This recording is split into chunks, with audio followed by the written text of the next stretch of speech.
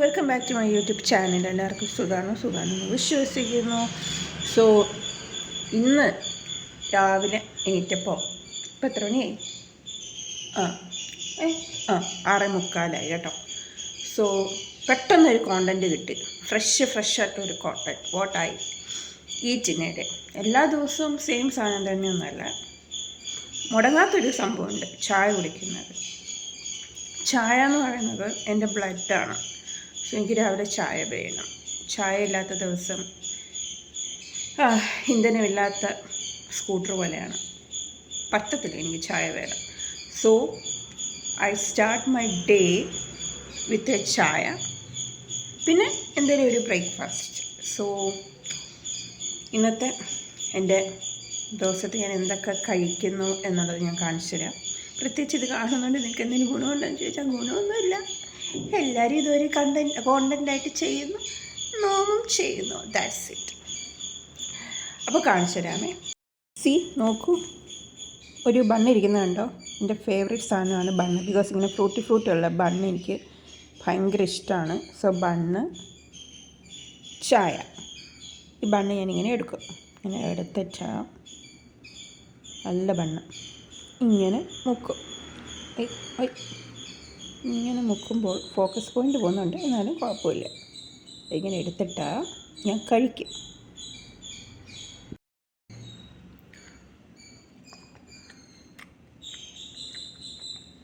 Super സാധനം കേട്ടോ.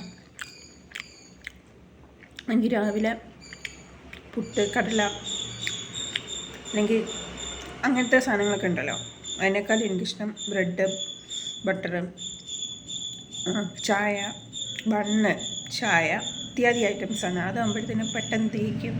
അപ്പോൾ നമ്മുടെ വയറിനൊരു അങ്ങനെ ഹെവി കഴിച്ചതായിട്ടൊരു തോന്നലുണ്ടാവത്തില്ല.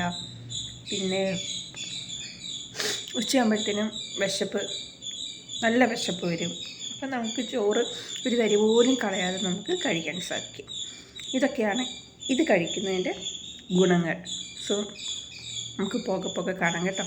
നമ്മുടെ അടുക്കളയുടെ പ്രത്യേകത എന്നാന്ന് വെച്ചാൽ വലിയ ജനലുകളാണ്. അതായത് ഇഷ്ടം പോലെ സൺലൈറ്റ് ആവശ്യത്തിനേറെ വരാനും പോകാനും നല്ല ഫ്രഷ് എയർ പാസ് ഔട്ട് ചെയ്ത് പോകാനൊക്കെ നല്ല കുറേ ജനലുണ്ട്.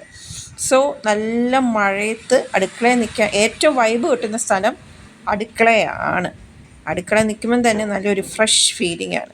പിന്നെ വെള്ളം കുടിക്കുന്ന പരിപാടി, അതിന് പ്രത്യേകിച്ച് ലിമിറ്റൊന്നുമില്ല, ടൈമില്ല, സെക്കൻഡ്സ് ഇല്ല. എപ്പം തോന്നുന്നു അപ്പം എടുത്ത് വെള്ളം കുടിക്കുക. എനിക്ക് ഡീഹൈഡ്രേഷൻ ഒട്ടും പറ്റാത്ത സാധനമാണ്. ഭക്ഷണമില്ലെങ്കിലും വെള്ളം കുടിക്കുക എന്നത് എന്നെ സംബന്ധിച്ചിടത്തോളം ഒരു വലിയ കാര്യമാണ്. ഉച്ചയ്ക്കത്തിന് വേണ്ടിയിട്ട് നോർമൽ ഊണ് തന്നെയാണ്, നല്ല സുരേഖരിയുടെ ഊണ്. പിന്നെ വെണ്ടയ്ക്ക കുറച്ചേറെ ഉണ്ടായിരുന്നു. വെണ്ടയ്ക്കയും പൊട്ടറ്റോയും കൂടെ ഇട്ടിട്ട് നമ്മൾ മെഴുക്കുവരട്ടി ഉണ്ടാക്കി. പിന്നെ നല്ല തൈര്, നല്ല പുളിപ്പുള്ള തൈര്, മിൽമയുടെ അത്യാവശ്യം പുളിപ്പുള്ള തൈരായിരുന്നു. പിന്നെ മീൻമുട്ട നമ്മൾ ഉണ്ടാക്കി. മീൻമുട്ട ആൻഡ് കൂന്തൽ റോസ്റ്റ് ചെയ്തത്. എനിക്ക് പണ്ട് ഞാൻ കഴിക്കത്തില്ലാത്തൊരു സാധനമായിരുന്നു സ്ക്വിഡ്, പക്ഷെ എനിക്കിപ്പോൾ സ്ക്വിഡ് വളരെ ഇഷ്ടമാണ്. പിന്നെ അടുക്കളയിൽ ജനൽ തുറന്നു കഴിഞ്ഞാൽ കുളിപ്പിച്ച് കിടത്തിയ സോളുവിനെ നിങ്ങൾക്ക് കാണാം.